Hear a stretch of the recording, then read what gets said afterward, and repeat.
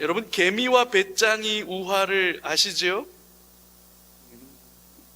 자연과학 책으로 보면 조금 정확하지는 않은 내용이라고는 해요. 근데 동화는 이렇게 되어 있습니다. 여름 내내 배짱이는 노래만 불러요. 요새는 노래 잘 불러야 사실은 성공하는데, 개미는 일만 합니다. 열심히 일합니다. 내내 노래만 부르던 배짱이는 겨울이 돼서 추위와 배고픔을 견디지 못해요. 반면에 열심히 일한 개미는 따뜻한 집에서 모아놓은 양식을 가지고 혹독한 겨울을 편안하게 안전하게 날 수 있다, 그런 얘기입니다. 어제를 어떻게 살았느냐에 따라서 오늘이 결정되는 거예요. 오늘을 어떻게 사느냐에 따라서 내일이 결정되는 겁니다. 네, 때로는 원인과 결과가 서로 복잡하게 얽혀서 뭐가 원인이고 뭐가 결과인지 구분이 잘 안 될 때도 있습니다. 그래서 이게 도대체 왜 이런 일이 벌어지는 거냐? 내가 오늘 이렇게 살았는데 내일은 왜 이런 방향으로 흐르는 거냐? 우리가 다 예측하기 어려운 일들도 덜어 있습니다. 그래서 사람들은 그 예측하기 어려운 원인과 결과들을 보고 쉽게 운이라고 말합니다. 운이 좋았어. 재수가 좋았어. 혹은 그 반대로 말하기도 하죠. 사주팔자나 별자리에 따라서 정해진 운명이 있다, 그렇게 말합니다. 그래서 올해 운세가 안 좋아, 올해는 운수대통이야, 이렇게 말하기도 합니다. 반면에 어떤 분들은 인생은 운도 아니고 재수도 아니고 사주팔자도 아니고 사실은 그건 다 우연일 뿐이야, 이렇게 말씀하기도 합니다. 수십억 마리의 정자 중에 하나가 난자를 만나서 우연히 사람이 된 거라고 말해요. 거기에는 그 어떤 것도 없다고 말해요. 그래서 수많은 우연 속에 그저 주어진 삶을 살아갈 뿐이지 그 속에 다른 어떤 건 없어, 이렇게 말하는 사람들도 있습니다. 모든 건 다 우연일까? 그냥 운이거나 아니면 재수일까요? 성경은 이걸 뭐라고 말하고 어떻게 가르치고 있을까? 오늘 본문 속에 들어가서 성경은 인생의 가장 중요한 지혜가 어디에 있다고 말하는지 저와 여러분들이 같이 살펴보면서 함께 배워보는 시간이 되기를 바랍니다. 첫 번째, 오늘 본문 속에서 제가 여러분들과 함께 나누고 싶은 건 이거예요. 여러분 같이 한번 읽어볼까요? 시작! 주일 아침 대바람부터 성적과 과제를 얘기하니까 막 옛날 트라우마 올라오시는 분들 계시죠? 여러분, 밀린 과제가 성적을 결정짓는 거예요. 성적을 망쳐놓기도 하죠. 과제를 다 하지도 않고 몇 월 며칠까지 과제 내라 이렇게 얘기했는데 과제를 하지도 않았으면서 좋은 성적을 바라는 건 안 되는 일이죠. 지금 이스라엘이 처한 상황이 딱 그렇습니다. 과제를 끝마치지 않았기 때문에 좋은 성적을 거둘 수 없는 상황이에요. 가나안 왕 야빈이라고 하는 사람이 시스라라고 하는 장군을 통해서 자그마치 20년 동안 이스라엘 백성들을 학대했다라고 기록하고 있어요. 여기 학대하다라고 하는 이 단어는 기름을 짜듯이 쥐어짰다는 뜻이에요. 이스라엘 백성들을 기름 짜듯이 그냥 쥐어짰으니까 그들의 삶이 얼마나 힘들고 어려웠을까요? 결국 이스라엘 백성들은 견디지 못하고 통곡하며 하나님께 부르짖을 수밖에 없는 상황이 되었습니다. 왜 이런 상황이 만들어진 걸까요? 왜 이런 고통과 어려움의 순간이 이스라엘에 찾아온 걸까요? 여러분, 그건 그저 우연은 아닐 거예요. 네, 여기서 한 번만 좀 생각해 볼 주제가 있습니다.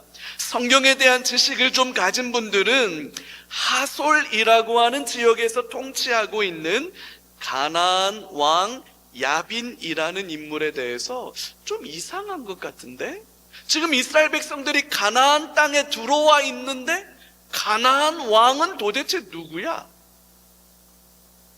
이스라엘이 이미 가나안에 들어와 있는데 가나안 왕은 도대체 누구야? 이런 생각, 여러분들 표정이 한 번도 해본 적 없는 생각이다, 이런 느낌인데요. 여러분, 가나안에 이미 들어와 있는데 왜 가나안 왕이라는 말을 하는 걸까? 이게 좀 이상하게 보이는 게 정상일 텐데요. 요 얘기를 조금 제가 해보겠습니다. 여호수아서, 지금은 이제 사사기고 그 전에 여호수아서 11장 1절에 보면 하솔 왕 야빈이라는 인물이 등장해요. 하솔 왕 야빈이 이 소식을 듣고, 이렇게 말하면서 이 하솔 왕 야빈이라는 인물이 등장하는데 이 사람이 누구냐? 10절에 가보면 나옵니다. 10절에 가보면 이렇게 되어 있어요. 하솔은 본래 그 모든 나라의 머리였더니 그때에 여호수아가 돌아와서 하솔을 취하고 그 왕을 칼날로 쳐 죽였다, 이렇게 되어 있습니다. 그 모든 나라의 머리였다. 이게 뭐냐면, 가나안이라고 하는 이 지역은 여러 부족들이 각각 나누어져 살고 있었어요.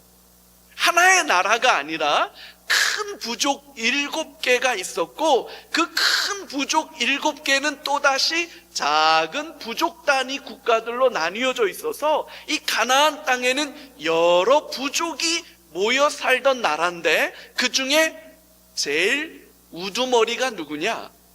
하솔에서 도읍을 정하고 그 하솔에서 통치하던 야빈이라고 하는 왕이 그 중에 제일 우두머리였다, 그런 뜻이에요. 자, 13절을 계속해서 보면 이렇게 되어 있습니다. 여호수아가 하솔만 불살랐고 산 위에 세운 성읍들은 이스라엘이 불사르지 아니하였으며. 자, 정리해보면 이렇습니다. 가나안 정복전쟁을 벌이는 동안 여호수아가 하솔이라고 하는 지역의 도읍을 정하고 가나안 전체 부족들의 우두머리와 같은 야빈이라고 하는 왕과 전쟁을 벌여서 여호수아가 이겼어요. 그래서 그 야빈이란 왕을 죽였고, 그리고 하솔을 불태웠는데 성지, 평지에 있는 곳은 불태웠고 산 위에, 보통 성은 산 위에다가 쌓지 않습니까? 산 위에 쌓아놓은 성은 그대로 방치해 두었다는 얘기예요. 자, 하솔의 털을 잡고 통치하던 이 왕을 야빈이라고 불렀는데 이건 사람의 이름이 아니에요. 보통 우리가 일본 천황을 일본 사람들은 덴노라고 부릅니다. 덴노. 중국의 황제는 샹띠 이렇게 부르죠. 로마의 황제는 카이사르라고 부릅니다. 애굽의 황제는 파라오라고 부르죠. 그런 것처럼 직책 이름이 야빈이에요. 그래서 지금 이 사사기 4장에 등장하는 가나안 왕 야빈이라는 인물과 여호수아서 11장에 나오는 하솔 왕 야빈이라고 하는 인물은 다른 인물입니다. 근데 그 최고 우두머리를 부르는 이름이 야빈인 거예요. 그러니까 야빈이라는 이름이 겹쳤다고 해서 동일 인물로 보면 안 되고 전혀 다른 인물이다, 이렇게 보면 되는데, 100여 년 전에 여호수아가 이미 하솔을 정복한 적이 있었는데 100여 년 정도의 시간이 지나는 동안 그 산 위에 있었던 사람들은 정복하지 못하고 두었던 거죠. 그들이 다시 재건이 됐던 거예요. 가나안 정복전쟁을 하는 데 있어서 완벽한 가나안 정복전쟁에 실패했기 때문에 남은 잔존 세력들이 다시 복원이 된 거다, 이렇게 보면 맞습니다. 결국 가나안 정복 전쟁에 실패했기 때문에 어쩔 수 없이 이스라엘 백성들은 그 땅에 살고 있던 사람들과 함께 어울려 살 수밖에 없었습니다. 그들 중에 일부는 노예로 삼았고 일부는 그들 스스로 독자 세력을 얻었습니다. 그러다가 그들의 힘이 더 세졌고 이스라엘이 거꾸로 핍박을 받게 되는 상황에 놓이게 된 거지요. 결국 숙제를 다 끝마치지 못했기 때문에 벌어진 일이라는 거예요. 우리가 지난번에 사사기 1장을 묵상할 때 이미 살펴보았죠. 그들은 철병거를 가졌기 때문이에요. 난공불락의 요새에 거주하고 있었기 때문이고, 인권을 앞세워서 그들을 그냥 내버려 두었기 때문이고, 허드렛 일을 시키며 살면 오히려 더 좋은 일이라고 합리화했던 거죠. 옆구리에 가시가 되고 올무가 될 수도 있지만 어쩔 수 없잖아, 그러면서 그냥 넘겼던 거예요. 그 결과가 오늘 본문의 사건들로 연결되고 있다는 거예요. 다시 재건된 그들이 거꾸로 이스라엘을 학대하고 핍박하는 결과로 만들어지고 있다는 겁니다. 우연이 아니지요. 하나님께서 그토록 경계하셨던 일입니다. 이스라엘의 불순종이 그들의 안일한 생각이 만들어낸 비극적인 결과일 뿐입니다. 출애굽기 34장 6절에서 7절 말씀을 보면 하나님께서 이렇게 말씀하세요. 여호와께서 그의 앞으로 지나시며 선포하시되 여호와라 여호와라 자비롭고 은혜롭고 노하기를 더디하고 인자와 진실이 많은 하나님이라. 그 다음부터가 중요합니다. 같이 읽어요. 시작. 인자를 천대까지 베풀며 악과 과실과 죄를 용서하리라. 그러나 벌을 면제하지는 아니하고 아버지의 악행을 자손 3, 4대까지 보응하리라. 여러분, 이게 하나님의 말씀입니다. 하나님은 우리가 하나님의 말씀 앞에 신실하게 정직하고 진실하게 의롭게 살아갈 때 그 섬김과 헌신의 열매를 자녀 1000대까지 이르게 하겠다라고 약속하시면 동시에 그 아비의 죄를 용서는 해주시겠지만 그 벌을 면제하시지는 않겠다. 자녀 3, 4대까지 보응하시겠다, 이렇게 얘기해요. 3, 4대면 100년이에요. 여호수아가 완성하지 못했던 그 일의 결과, 온전히 순종하지 못했던 그 일의 결과가 약 100여 년 정도의 시간이 지나서 3대, 4대 정도의 시간이 지나서 지금 이스라엘 백성들이 다시 재건된 가나안 주민들로부터 엄청난 어려움을 겪게 된 원인이었다라고 본문은 말하고 있습니다. 여러분, 오늘을 어떻게 사느냐가 내일을 결정하는 거예요. 그런 게 어디 있어?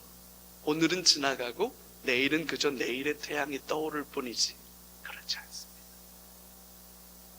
내가 어떻게 사는지에 따라서 내 자녀 3, 4대까지 심대한 영향을 미칠 수 있다. 여러분, 이게 성경이 가르치는 진리입니다. 자, 그러면 갑자기 아이고, 내가 오늘 이렇게 힘들고 어렵게 사는 건 우리 아버지 탓이구나, 우리 할아버지 탓이구나.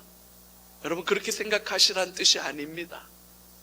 지나간 과거는 선대가 쌓아놓은 안타까움과 선대가 쌓아놓은 괴로움은 오늘 나로 끝나게 해주십시오.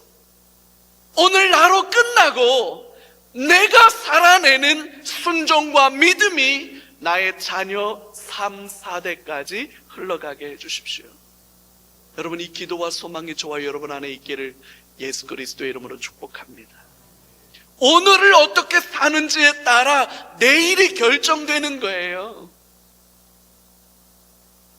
내가 어떻게 사느냐에 따라 내 아들과 내 손주가 살아갈 삶이 달라질 수 있다고 성경은 말합니다.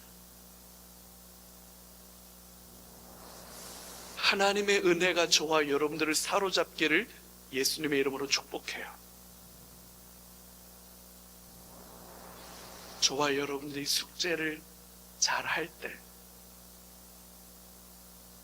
하나님의 은총이 우리 가문에, 우리 집안에 흘러가는 줄로 믿습니다. 두 번째는요, 오늘 본문 말씀 속에 high risk, high return 이런 말 들어보셨을 거예요. 그죠? high risk, high return. 위험을 감수하지 않으면 그만큼 수익을 낼 수도 없다라고 하면서 요즘 많이들 하시는 이야기들이에요. 리스크, 위험을 감수해야 return, 열매를 얻을 수 있다, 수익을 얻을 수 있다, 그런 말이죠. 여러분, 살면서 용기를 가지는다는 게 얼마나 중요한 일인가 새삼 깨닫게 되지 않습니까?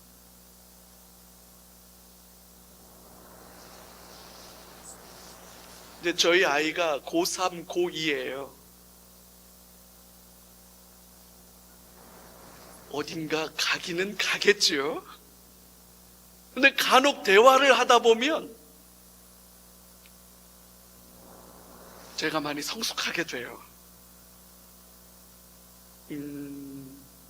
근데 이제 아이하고 대화를 나누다가 아비로서 참 가슴 아픈 게 뭐냐면, 저는 좀 안 돼도 아빠 서울대 수석은 제가 할게요 뭐 이렇게 얘기하면 그래 아빠가 기도해 줄게 뭐 이렇게 얘기하고 싶은데, 아빠 안 되면 군대가 있잖아요 뭐 이렇게 얘기하면, 장어다 그래 군대 있지 전봇대는 없겠니?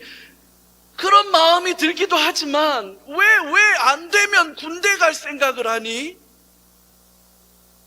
아비의 마음은 그래요.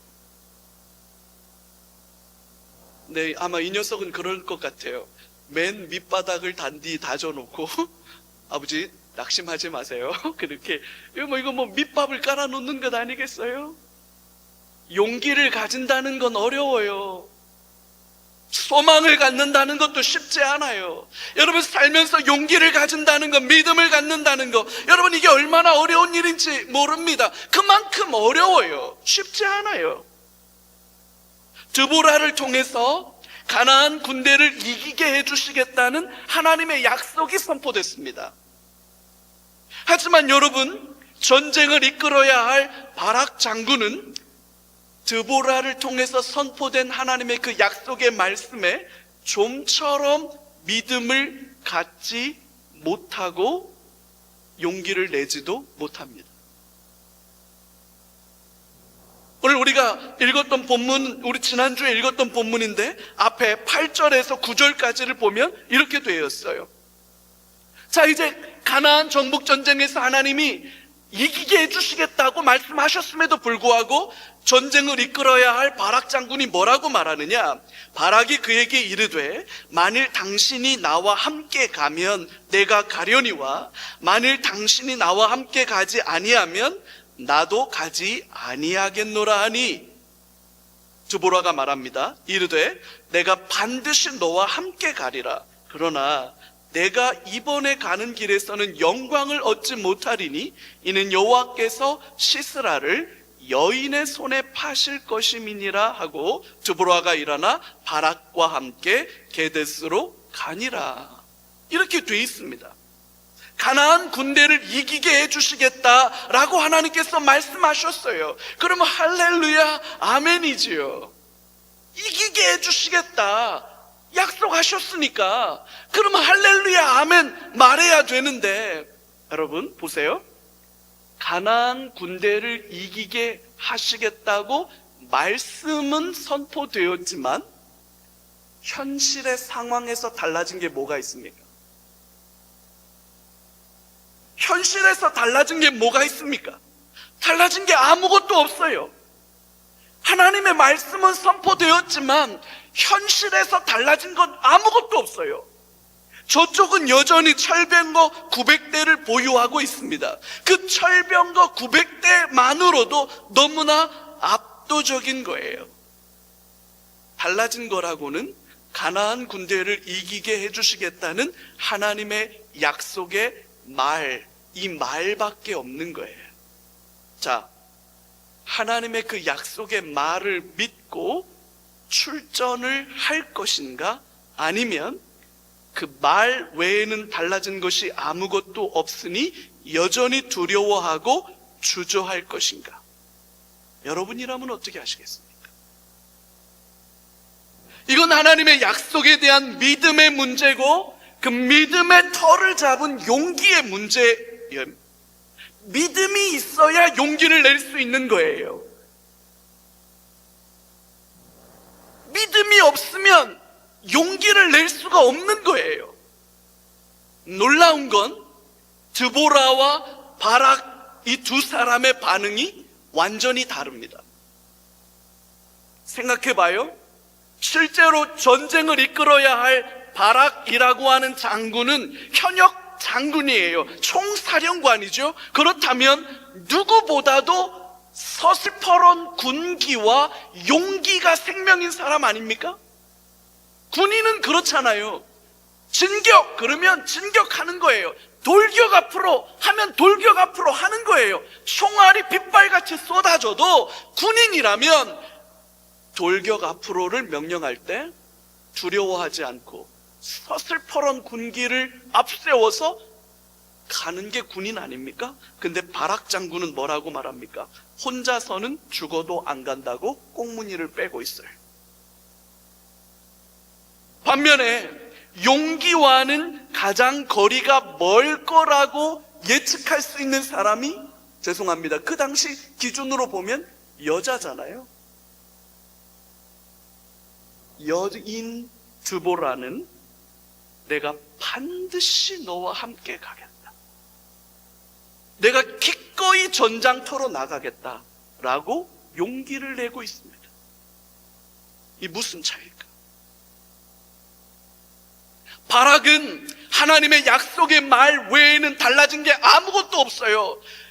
그쪽과 우리의 전투력과 전략과 전술과 그 어떤 것으로도 우리는 게임이 되지 않는다라고 생각한 그 면밀한 현실 인식에 변화된 것이 아무것도 없다는 그 상황 판단 때문에 도무지 하나님의 약속을 믿을 수도 없었고, 믿을 수 없으니 용기를 낼 수도 없었다. 그래서 난 못 간다, 그렇게 말했던 거고, 반면에 드보라는 하나님이 이기게 하시겠다고 말씀하셨으니 끝났다, 가자, 하나님이 우리를 이기게 하실 거다, 이 믿음을 가졌기 때문에 내가 너와 함께 반드시 전장터에 나갈 거다, 여자임에도 불구하고 그런 용기를 낼 수 있었다는 거예요. 하나님의 약속의 말씀에 대한 신뢰와 믿음의 차이 때문에 생겨난 거지요.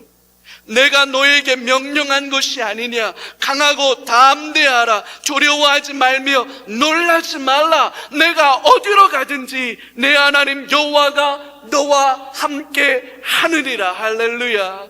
가나안 정복 전쟁을 앞두고 하나님께서 여호수아에게 주신 약속의 말씀이었어요. 야곱아, 너를 창조하신 여호와께서 지금 말씀하시느니라. 이스라엘아, 너를 지으신 이가 말씀하시느니라. 너는 두려워하지 말라. 내가 너를 구속하였고 내가 너를 지명하여 불렀나니 너는 내 것이라. 내가 물 가운데로 지날 때에 내가 너와 함께 할 것이라. 강을 건널 때에 물이 너를 침몰하지 못할 것이며 내가 불 가운데로 지날 때에 타지도 아니할 것이요 불꽃이 너를 사르지도 못하리라. 어려움 가운데 있는 이스라엘 백성들을 향한 하나님의 약속의 말씀이지요.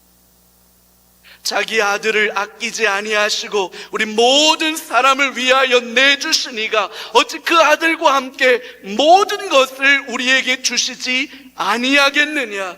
누가 우리를 그리스도의 사랑에서 끊으리요. 환난이나 공고나 박해나 기근이나 적신이나 위험이나 칼이랴.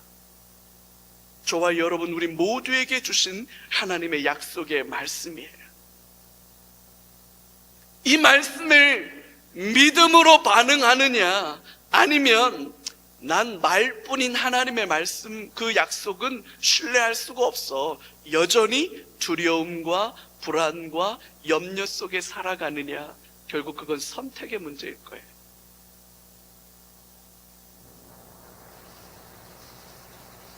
믿음으로 받아들여야만 용기를 가질 수 있습니다. 용기를 내고 도전해야만 성취를 얻을 수 있는 거예요. 반면에 믿음이 없다면 용기를 낼 수 없죠. 불안과 두려움에 빠질 뿐, 그러면 아무것도 얻을 수 없습니다. 여러분, 핑계대는 인생의 열매는 없습니다. 핑계대는 인생의 열매는 없어요. 믿음으로 도전하고 그 소망과 용기를 가지고 새로운 일들을 꿈꾸고 도전할 때 거기에 성취가 있는 거예요. 그럼 우리로 하여금 믿음을 가질 수 있고 용기를 내게 할 수 있는 게 도대체 뭘까? 뭐가 저와 여러분들의 마음에 믿음을 갖게 하고 그 믿음 때문에 든든한 뒷배가 있는 사람인 것처럼 용기를 낼 수 있는 비결은 어디 있을까요? 하나님의 약속의 말씀에 대한 신뢰와 확신, 그것밖에는 없는 거예요. 그래서 여러분, 오늘날 흑수저, 금수저, 심지어 다이아몬드 수저를 이야기하는 수저 계급론은 틀린 겁니다. 어떤 수저를 물고 태어났느냐가 중요한 것이 아니라 우리의 삶에 하나님을 향한 얼마나 온전한 신뢰와 믿음으로 용기를 내고 반응하느냐, 여러분, 그게 중요한 거예요. High risk, high return. 결국 여러분, 바락 장군은 아무것도 얻지 못합니다. 전쟁에서는 이겼으나 모든 영광은 바락이 아닌 여인들에게로 돌아가는 거예요. 믿음이 없었기 때문이죠. 용기를 낼 수 없었기 때문이죠. 위험을 감수하지 않았기 때문이죠. 사랑하는 성도 여러분, 저와 여러분 안에 하나님을 향한 온전한 신뢰와 믿음이 자리 잡을 수 있기를 주님의 이름으로 축복합니다. 결국 우연이 아니라 하나님의 섭니다 라고 말할 수밖에 없을 거예요. 마침내 양측 간의 전투가 벌어졌습니다. 오늘 본문 12절에서 15절을 보면 이렇게 되어 있어요. 아비노함의 아들 바락이 다볼산에 오른 것을 사람들이 시스라에게 알림해. 자, 이스라엘 군대가 이제 산 위로 무장을 하고 전투 준비를 하고 올라갔습니다. 자, 그 소식이 적군에게도 전달이 된 거예요. 13절, 시스라가 모든 병거 곧 철병거 900대와 자기와 함께 있는 모든 백성을 하루셋 학고임에서부터 기손강으로 모은지라. 드보라가 바락에게 이르되 일어나라, 이는 여호와께서 시스라를 내 손에 넘겨주신 날이라. 여호와께서 너의 앞서 나가지 아니하시느냐 하는지라. 이에 바락이 10,000명을 거느리고 다볼산에서 내려가니 여호와께서 바락 앞에서 시스라와 그의 모든 병거와 그의 온 군대를 칼날로 혼란에 빠지게 하심에 시스라가 병거에서 내려 걸어서 도망한지라. 자, 이게 어떻게 된 일이냐? 이게 어떻게 된 일이냐? 보통 여러분, 일반 보병에 비해서 말을 타고 싸우는 기마병은 보병보다 3배 이상의 전투력을 가지고 있다, 이렇게 말해요. 이에 비해서 쇠붙이로 만들어진 전투용 마차인 병거는 5배 이상의 전투력을 가지고 있다, 이렇게들 말합니다. 6.25 전쟁이 벌어졌을 때 여러분, 우리가 속수무책으로 3일 만에 서울이 함락되고 계속해서 줄줄이 후퇴할 수밖에 없었던 이유가 뭡니까? 탱크 때문이잖아요. 탱크 때문이잖아요. 보병으로서는 상대할 수 없는 압도적으로 강한 무기예요. 근데 여러분, 오늘 본문에서는 어떤 일이 벌어졌는지 좀 한번 보시죠. 하나님께서 시스라의 병거와 그의 온 군대를 혼란에 빠지게 하셨고, 결국 시스라는 병거에서 내려 걸어서 도망칠 수밖에 없었다, 이렇게 기록하고 있습니다. 여러분, 이게 어찌된 일일까요? 왜 이런 일이 벌어졌을까?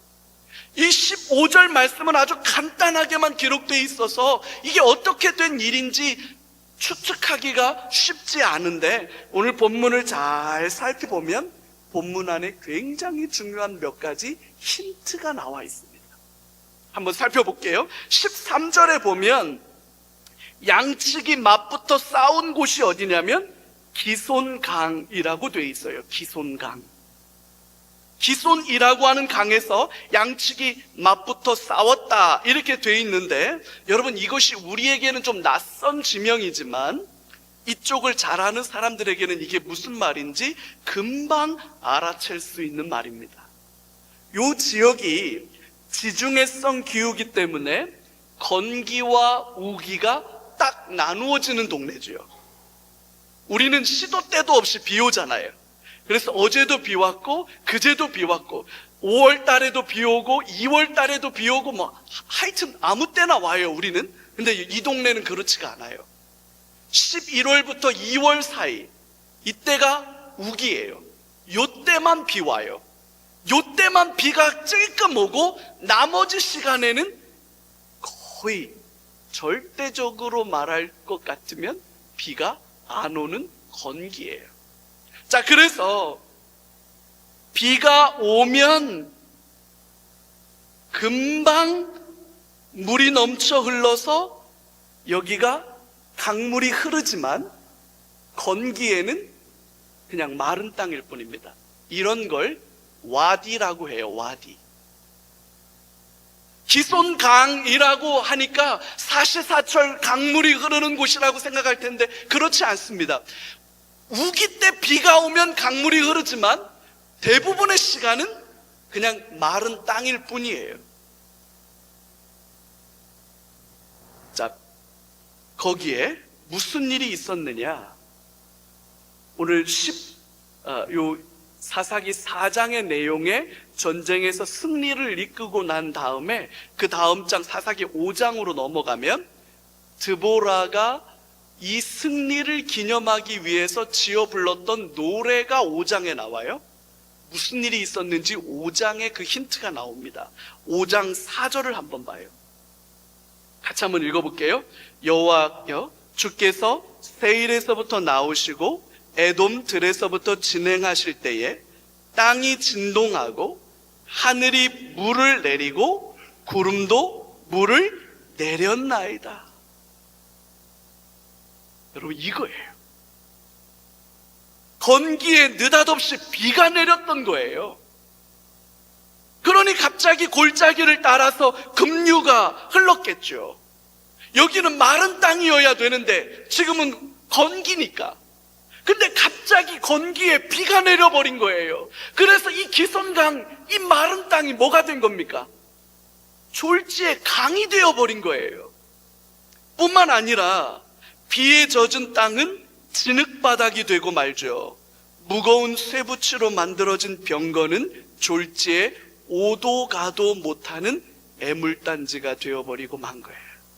철병거를 자랑하던 시스라가 속수무책으로 당할 수밖에 없었던 이유가 바로 여기에 있는 겁니다. 진흙밭에 빠진 전차는 말 그대로 고철 덩어리에 지나지 않는 거죠.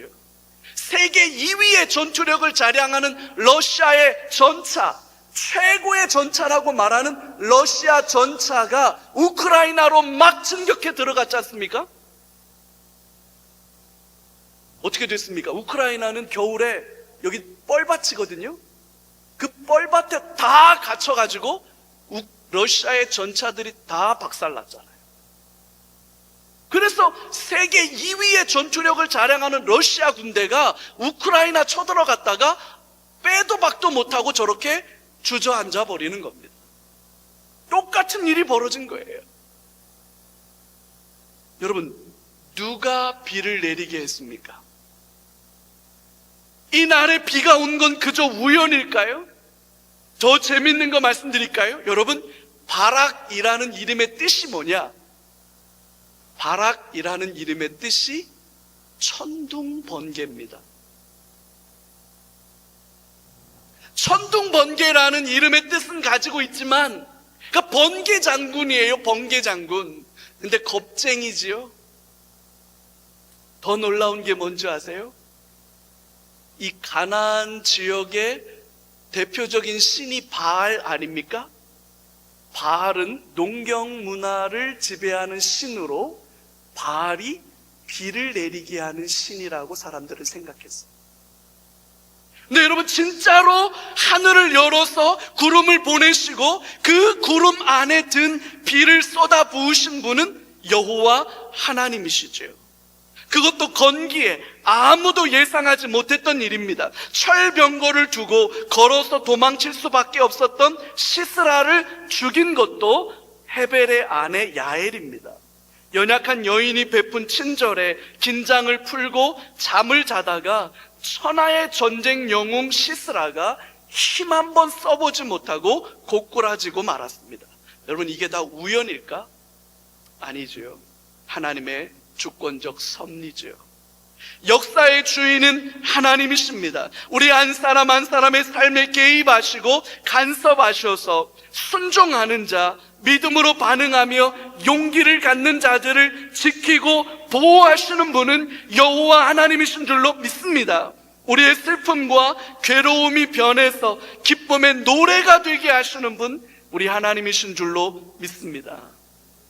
여러분, 이 하나님을 믿을 때, 저와 여러분 안에 이 믿음이 생길 때 비로소 이 땅의 삶을 살아갈 만한 용기가 생길 수 있다는 걸 믿으시기 바라요. 그래서 저와 여러분들 안에 이 하나님을 향한 믿음이 생기고 이 하나님을 향한 믿음 때문에 세상을 살아갈 용기를 갖게 되는 은혜가 있기를 주의 이름으로 축복합니다. 우리 같이 한번 기도하죠. 우리 하나님의 말씀을 붙들고 이 세 가지 기도 제목 같이 한번 선포하고 기도했으면 좋겠어요. 첫 번째, 같이 한번 할까요? 하나님의 약속을 믿고 담대하게 살게 해 주옵소서. 아멘. 두 번째요, 하나님의 놀라운 섭리와 은총을 날마다 깨닫게 해 주옵소서. 나를 향한 하나님의 섭리와 인도하심을 내가 날마다 알게 해 주십시오. 세 번째요, 예수 그리스도 안에 있는 영원한 생명을 누리게 해 주옵소서. 아멘. 여러분, 우리 같이 한번 이 말씀 붙들고 이 기도 제목 붙들고 같이 한번 기도하며 나아가겠습니다. 존귀하신 하나님 아버지,